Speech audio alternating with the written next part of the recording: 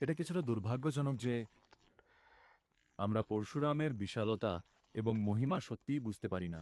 আমি যত গবেষণা করি ততই জানতে পারি যে তথাকথিত এই হিংস্র, আক্রমণাত্মক মানুষটি।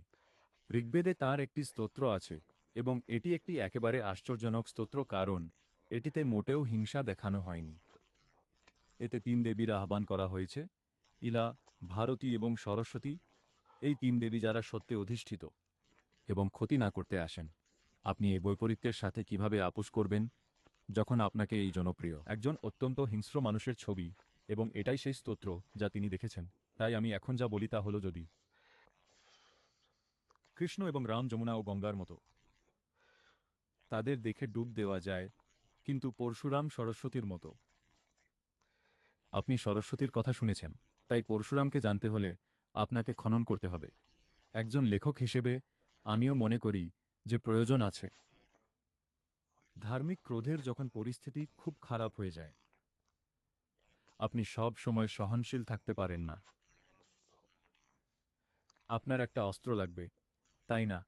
আপনি তো সেই সমস্ত প্রবাদ বাক্যগুলো শুনেছেন যেখানে উদ্যত তরবারির সামনে কবিতা বলেন না, যে আক্রমণ করছে তাকে দর্শন শোনাতে পারেন না। আমার মনে হয় ইনি তারই মূর্ত প্রতীক, কারণ তিনি একাই পরাক্রমী সম্রাটকে রুখেছিলেন। সুতরাং সেই ধরনের একটি প্রতিবন্ধক, সেই ধরনের যে আক্রমণাত্মক মনোভাব, যা একটি সভ্যতা হিসেবে আমরা হয়তো ভুলে গেছি। আমি হারিয়ে গেছে বলতে চাই না, কারণ আমি নিশ্চিত এটি কিছু জায়গায় আছে। এটি আমাদের আমাদের একজন মনে করিয়ে অবতার দেয় যে আছেন যিনি এটা শেখান।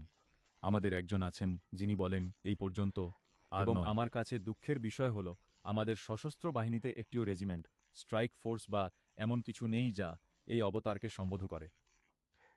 আপনাদের রেজিমেন্টাল যুদ্ধধ্বনি আছে, জয় বজরংবলী, জয় মহাকালী, এই সব আছে, কিন্তু পরশুরামের জন্য আমাদের কিছু নেই, যিনি আমাদের পৌরাণিক আখ্যান অনুসারে খুঁজে পাওয়া সবচেয়ে শক্তিশালী যোদ্ধাদের মধ্যে একজন।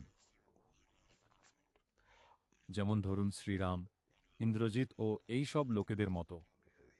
দিব্যাস্ত্রের নাম বলুন, ওনার কাছে আছে। আপনার শুরু করার জন্য বর্তমান সময়টি উপযুক্ত। আপনার ভেতরের পরশুরামকে চালিত করা এবং বোঝা যে আজ কেন তাকে প্রয়োজন।